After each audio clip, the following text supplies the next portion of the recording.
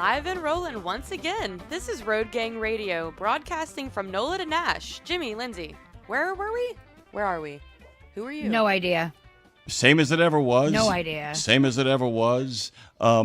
Lindsay, I have to tell you, man, the content is actually stacking up pretty quickly over the course of this week and over the course of the limited amount of time we have been on these new platforms. Very excited, by the way, about the Spotify, Apple, and all the other podcasting news. So many of And our Pandora, episodes, too. I know. We're over there. You can find us everywhere. We're on apps as well. By the way, if you've opened up that Pandora's box, you will actually find us. We are omnipresent. Like Van Morrison said, ever present everywhere, and we're all right.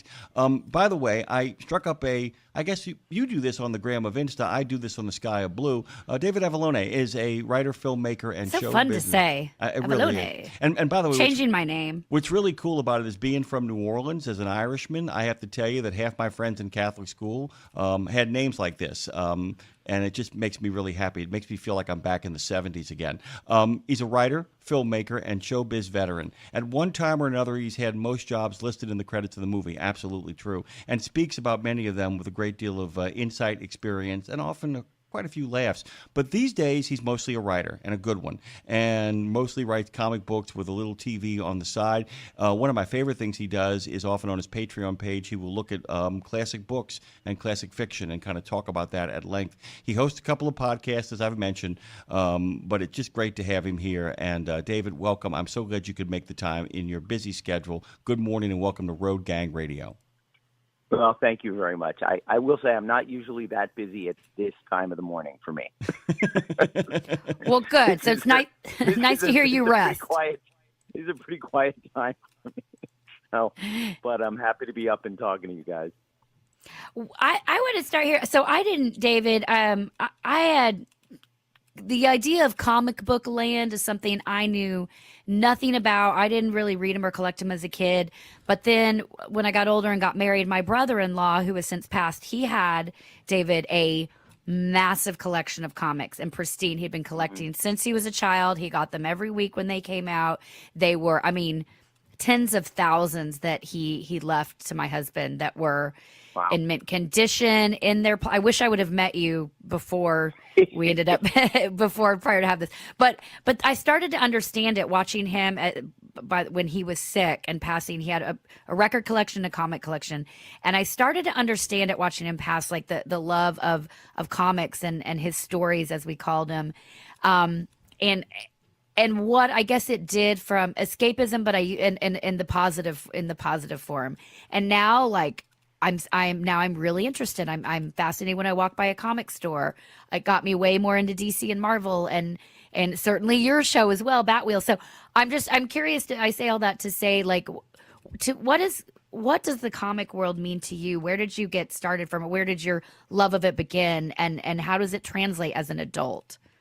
Well, as a kid, I read a lot of comics, but the funny thing was I was never a superhero guy. It was actually the movies. It was the Superman movie in '78 that really made me a Superman fan and made me interested in reading those kind of comics. But when I was a kid, I read, this is something very few people remember now, but there were a lot of World War II comics when I was a kid. And my dad was a World War II veteran. So the first comic I ever read was Sergeant Fury and His Howling Commandos. Fantastic. Back in the '70s when Nick Fury was a white guy. They changed that in the '90s, and I have no objection to that. but the Nick Fury I grew up with was kind of seemed like a little Italian guy, actually, which is, I think, something I liked about him. And DC Comics published, like, this is impossible to imagine now. They had like 5 monthly titles that were World War II books. No superheroes, just, stories about World War II. Sergeant Rock, GI Combat, The Unknown Soldier, The Haunted Tank, believe it or not, real thing. And I read those. I read Swamp Thing, which was kind of a horror book, though every once in a while a DC superhero would show up in it when they wanted to sell some issues. But the truth of the matter is I was just a reader off and on for years and years and years and years and years. But it wasn't ever anything I considered as a career for me or something I would do. And when I got out of college, I spent no kidding, about 30 years making independent films and trying to break into the studio system and having a lot of frustration with that. And you'll find my name in a lot of movies over the years. But in 2014, I was just about burnt to a crisp by the whole process of raising money and putting together crews and making a movie. And a lot of what I was doing was other people's dreams, and I was helping other people get their movies made. I can never manage to get something made of mine. And in 2014, a colleague introduced me to a single editor at a single comic book company called Dynamite, named Joe Rybant at San Diego Comic-Con, and we had drinks for a couple of hours, had a great time. And at the end of the meeting, he said, let me go back to New York and see if I can find something you can work on for us. And what he came up with was a comic called Legendary Vampirella, which was a steampunk Vampirella thing. I'd never had the ambition of writing comic books, so I grew up watching movies and understanding them, trying to figure out how they were made. Where's the camera? What's the actor doing? What's the music doing? What's the editing doing? I read comic books in a completely uncritical way. So when I got my first job, I took my favorite comics down off the shelf, and I went, oh, New Frontier is 3 big CinemaScope panels every page. Watchmen is a 9-panel grid every. Fascinating. It's a different language. It's a different way of making stories. And I took it seriously, and I learned everything I could about it. And 11 years later, Dynamite's still publishing me, and I got a whole bunch of comics out there. And the longest possible way to answer your question, what are comics to me now? The degree of freedom I have in a comic book to tell stories the way I want to tell them, to tell stories I want to tell, is remarkable. Because the lowest budget movie you can make is still pretty expensive. A comic book company is maybe only spending, depending on the company, depending on the rates, between $9,000 and $15,000 on your comic book. So they can afford to let you be nutty. They can afford to let you write. I did an issue of Betty Page once that turned into Tinkerbell versus Cthulhu. I don't know that I would get that movie greenlit. I don't know that anyone would go for Elvira, Mistress of the Dark meets H.P. Lovecraft for a $200 million blockbuster. But for 5 issues of a comic book series, I can be incredibly self-indulgent and do the stuff I want to do. And that's gold to any creative person, to be able to have control over your own work and tell the stories you want to tell. But David, real quick, Jim, before you hop in here, does that, as you were talking, you mentioned the haunted tank and, World War II comics, it makes you realize literally anything could be a comic. So, I'm sitting here looking at the ottoman that my feet are on, thinking this ottoman could be a comic and he will put his feet on me. The angry ottoman. The angry ottoman. Do you get overwhelmed with everything you look around at? You see a comic in it? No, that's just being a storyteller. Everything is potentially a story. And I think the big, not to get into the whole long, sad history of it, but in the 1950s, a guy named Frederick Wortham went before Congress, wrote a book, and essentially destroyed the American comic book industry, which used to be robust and have any kind of story in it. And the government got involved. The comics code was created, where it was basically like the Hays Code for movies in the 30s. And basically, to retreat from all that, most comic book companies stopped making horror comics, stopped making violent war comics, stopped making mystery comics, stopped making romance comics. And they just made superhero comics because that was easy and nobody got mad at you for it. And that's why most people think comic books equal superheroes. But outside of the United States of America, just go to Japan, go to Italy, go to France, and you will see grown-ass adults reading comic books everywhere you go. And they take them seriously, and it's an art form just like a novel or a movie or a play or a poem or a song. It's just one more medium for storytelling. So that's basically where I come from is, any story that you can tell, you can probably tell in a comic book. Now, some stories, comic books are visual. They lend themselves to colorful things, and because of that, they lend themselves to flying men in tights punching each other is a popular genre. But anything that you can tell in a comic book. You can find a way to do in a comic book. And I've been writing comics for 11 years. I've written very little superhero stuff.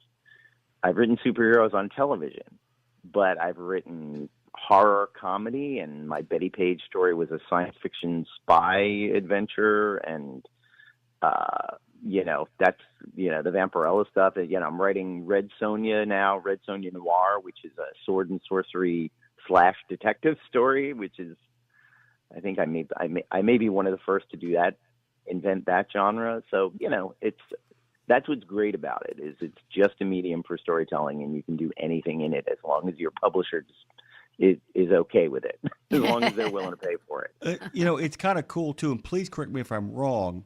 A lot of people think that Red Sonja springs out of the mind of Robert E. Howard. Red Sonja is a comic book creation, is she not? The idea that, being... Well, she's basically, what happens is Roy Thomas starts doing Savage Sword of Conan at Marvel. And I'm guessing Stan goes, "It's only one book. It's doing great. How can we have more than one book? What about Lady Conan?" And Robert E. Howard and Roy Thomas goes back to Robert E. Howard and finds this character called Red Sonja Rocattino, but she's a pirate in the 14th century. She's nothing like the comic book character. And Roy, with a lot of help from ghostwriting women, by the way, creates the Conan in a chainmail bikini version of Red Sonja. And that's really the one we have today. There's virtually no resemblance to anything in Robert E. Howard, and she's very much a creation of the comic books. And there's a movie coming out in a couple of days, actually. It's a Red Sonja movie. Really quickly, I want to have give you something that you just gave me when you brought up Sergeant Fury. My dad used to call him, just for fun, because he played with words, Furioso. So I always thought he was an Italian, which made me laugh all the time. I think he's at some point in the comics, it's canonical that his parents are Ellis Island immigrants, and he's an Italian kid, and all. In comic books, we're constantly retconning, retroactive continuity, where you change things. I'm sure when Stan and Jack invented Nick Fury, he was just Bob Adjective. That's the.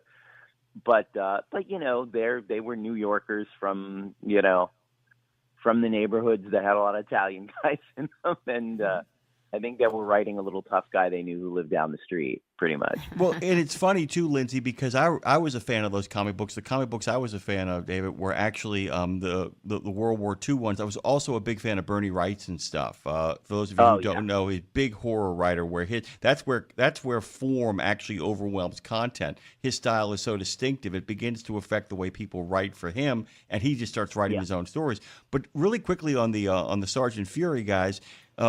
Boy, talk about pointing the way for younger generations to actually believe in an integrated society. They have Dum Dum and Izzy and Dino and Rebel, Gabriel Jones, Pinky, Junior. There's actually a Japanese American named Jim Morita, if I remember correctly.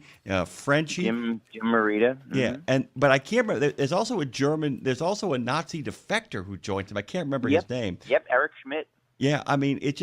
And I'll tell you something truly weird. Played by, of all people, Patton Oswalt on the Agents of S.H.I.E.L.D. miniseries. Oh, that's right. TV series. That's right. I totally. Not really the tall hand. No offense to my buddy Patton, but not exactly the Aryan Superman he was in the comic book.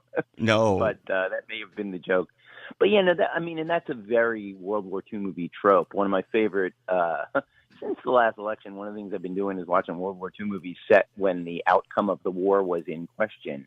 And Sahara is one of my favorites, and it absolutely establishes that thing. And it's a propaganda saying, but it's a beautiful propaganda saying of, we beat the bad guys when we all pull together, even though we're all very different and we want different things and we're very different people. Bogart leads a squad that includes a Nigerian soldier, an Australian, a couple of Englishmen, a free Frenchman, and they have a German pilot they've captured and an Italian soldier they've captured who is completely disillusioned with fascism. So that's a movie that knows Italy is probably going to flip before it actually did. but yeah, that's a thing that comics have always done very well, is the vision of an integrated society, the vision of, the X-Men are, wildly different people with wildly different traits who mostly get along and, band together to fight evil.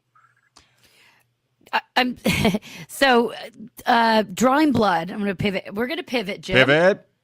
We're going to pivot to Drawing Blood, which you've co-created with was it Kevin or Peter that you worked on this with? It was Kevin Okay. Eastman, yeah. Okay, so yeah, Kevin Eastman, who is a co-creator of Teenage Mutant Ninja Turtles. On that piece, by the way, I've got a really cool Ninja Turtles track jacket that when I lived in LA, Nice. I dated a guy who was head of marketing for Hot Topic, and he gave me this green Adidas track jacket with the Ninja Turtle on it. That is like one of my most. Out of the relationship. Listen, he had a really, really hairy back, so I couldn't stay with him too long. But the jacket was totally Lindsay. worth it. Come on, man. I shaved it for him. I was a good girlfriend. You Anyway, could have kept the jacket on during the sex. But yeah, that's true. Good point. Good point. They just Oh wore my the God. jacket. But yeah, no, it's the Ninja Turtles thing is so funny. Working with Kevin, I see it. You know that thing where something is everywhere, but you don't interact with it, so you don't notice it? Yeah. The minute I started working with Kevin, I would walk down the street and go, kid with a Ninja Turtle backpack. That guy has Ninja Turtle shorts on. That guy's wearing a baseball cap. Yeah, it's everywhere, and it's very, very funny how universal it is, and how beloved it is. And Drawing Blood, for those that don't know, is this comic that we do with Image, co-created by me and Kevin. I write the scripts. He does some of the art. And it's about a guy. It's a very fictionalized version of Kevin's life and career, and particularly of the moment he found himself in the mid-'90s, when he had taken the money he made from the Ninja Turtles to start a do-gooder comic book company that was going to, promote creative people and their original ideas, and it lost $9 million.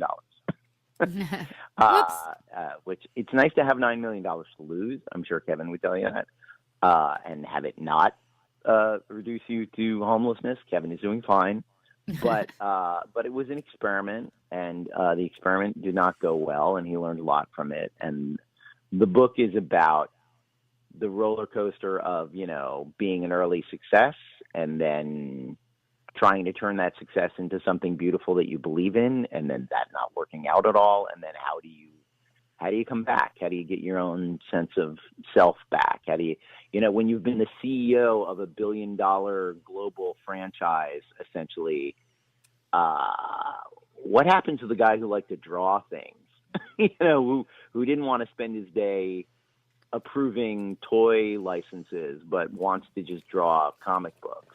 How do you get back to the guy who draws comic books? So that's what it's about. And issue 8, after a pretty long delay, because we were all busy with different other things, after a pretty long delay, issue 8 comes out in the next couple of weeks, and we'll charge straight through to issue 12, and that will wrap up that series. But the first, for anyone who wants to jump on board and doesn't want to start with issue 8, there's a trade paperback in bookstores that has issues 1 through 4. And it also has what he creates instead of the Teenage Mutant Ninja Turtles in our universe is something called the radically rearranged Ronin Ragdolls, who are 3 mutant cats that fight crime. Yeah. Sure. Yeah, sure. They're named after Japanese anime directors instead of Renaissance painters. And so the book actually includes a 32-page radically rearranged Ronin Ragdolls comic. Because in order to work on it, I said to him at a certain point, one, your fans would probably love to see the Ragdolls in an actual comic book once we've introduced them in Drawing Blood. But also to write about him and what he's done and why he's famous and all that, we kind of need to show the audience the thing that he made that made him famous. And by the way, that's a very unique form of pressure. Because, you always try your best to do your best work that you're going to present to an audience. But when you're presenting something to an audience and what you're selling them is, this swept the world, they made 20 movies, there were, breakfast cereals and pajamas, you really got to kind of bring your A game to that because, I I think most writers and artists are like this. I'm not really thinking about this needs to appeal to everyone when I create something, when I write something. That was really the first time I thought, what can I do to make this the most universal thing that I possibly can that would appeal to a lot of people? I mean, people like cats. That's an easy starting place. If you're starting with cats being funny and doing martial arts is already pretty exciting. But yeah, really, like when I created the characters with Kevin, like we dug into what makes these characters someone that a kid latches onto for their entire life. Well, and I was I think you just, sorry, I think you just answered, but tell me if you answered. I was going to ask you, when you're creating this with Kevin, something that, is $1 billion plus franchise, how do you not think about, hey, how do we make this $1 billion franchise and stay present in the moment? But I think you nailed it early when you said, what happened to the guy who just likes to write or who just likes to draw? Is that what it comes back to? Yeah, no, absolutely. Yeah, okay. And that's the only way in which I would say it really affected what I did is I thought about Kirk, Spock, and McCoy and why that worked and why those characters worked for 50 years and people kept coming back to them.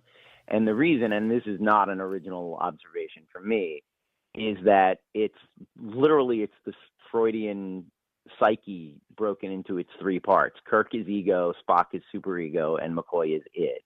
And in every situation, one of the things you love about them, and one of the things that makes it easy for an audience to stay on board, is what Spock's going to suggest, and what McCoy is going to suggest, and the drama is what is the middle way between intellect and emotion that Kirk has to walk that will always be the right answer. And that you can apply that, and writers have applied that to any story and come up with gold. And in the case of my three cats, what I came up with was body, mind, and soul instead of ego, superego, id. There's one that's really all about her body. She's the violent one. She's the one that's the quickest to get into a fight. The leader, Tezuka, is the smart one who's always trying to find the balance. And the other cat is the poetic, gentle one whose name is Miyazaki. And she always wants to go the way of the heart. So I felt like that was enough of three archetypes that once again you could apply, and a child would see themselves in Miyazaki, would see themselves in Tezuka. The violent one is named Otomo, which is the name of the director of Akira, by the way. So that's the one time I applied something that I thought was a formula that I thought would work, is, how do you make the characters like boil down to like one essential human trait and then have them be that trait on every page and every panel, etc. Like I said, it's an interesting challenge, but the people love the ragdolls, and it has taken off a little bit, and there will be more ragdolls in everyone's future. By the way, it's so funny too, because that, and as you said, this is not a model that is, unique to you guys, but the idea that rolling around in there as well are the Three Musketeers, that division of labor that goes on emotionally through that kind of piece. There's something else too that you touched on, and we've only got a few moments left here with David Avallone. We get to the Francis Ford Coppola dilemma, the Teenage Mutant Ninja Turtles dilemma, the Blue Man Group dilemma. What happens when the truly avant-garde, the truly weird, wondrous, rebellious spirit that actually exists on the absolute fringe of things gets yanked ferociously into the mainstream? And that seems to be what you're wrestling with too, the idea that it's like, dude, I never had any intention of this being this. I just wanted to be somebody who made enough money to do this thing. They kill Shredder in the first issue for the very clear reason that they thought there would never, ever, ever, ever be a second issue. There's like, and they were doing something that they thought was very silly. And they didn't realize that they hooked into something that everyone would love. And that's and even, there have been all sorts of versions of the Ninja Turtles over the years, some of them more corporate than others. And that's something we actually play around with in the comic book. We did a comic called Ragdoll's Animated Adventures that's very much supposed to be the comic that was released when there was a TV show on for kids. And it's very distinct. It's very distinct from, the first issue that's their indie comics issue is way more violent and adult seeming. And then there's Ragdoll's Animated Adventures, which is very much aimed at, 12-year-olds and 10-year-olds. And it's the same franchise and it's the same thing. And I think that's not a bad thing. I mean, there's always that the Sears effect, it's the hippie seeing torn jeans in Sears and a single tear rolls down their cheek. Like, it's also not such a terrible thing when outsider ideas crawl into the mainstream, because as much as the mainstream can corrupt the avant-garde ends up corrupting the mainstream back a little bit. And you get, a world where 5 billion people know about turtles that live in the sewers. and their boss is a rat, and they fight fight ninja from Japan. It's an extremely strange idea to catch on the way it did, and yet it did. I mean, I'll tell you, when I was doing a convention with Kevin once, and there was a huge line waiting for him, and my wife pointed out how racially diverse the line was, and I never thought about this before. She said, "Yeah, they're green. No one has to feel excluded. Anyone can identify with a Ninja Turtle. They're green." Your wife is deep. Yeah, she's very smart. And it's just one of those things of like, you're right. That makes it easier. And there's a great book, by the way, as an aside. If you want to understand comics, there's a book called Understanding Comics, very helpfully, that Kevin actually was the first publisher of when he had his publishing house. But it's been reprinted a million times by a guy named Scott McCloud. And it boils down why cartooning works and why the less it looks like a real person, the more anyone can project themselves onto it. No child who has ever lived looks like Charlie Brown, which makes it easier for us all to be Charlie Brown. By the way, wow! But it also shows you. Sorry, it just shows you how wildly creative the brain can be. That you could come up with something that you've never actually seen. Oh, I could go down the rabbit hole here. David, we're out of time. We're out of time, brother. Fascinating. And by the way, it was great talking to you. Feel free to have me back anytime. It was a lovely conversation. Thank you, David. Thank you so much. Oh, my pleasure. Let me kind of give people his bona fides over here. By the way, you can go to David Avallone Freelance, and that is AVALLONE freelance.com. There's a lot of great stuff over there, by the way.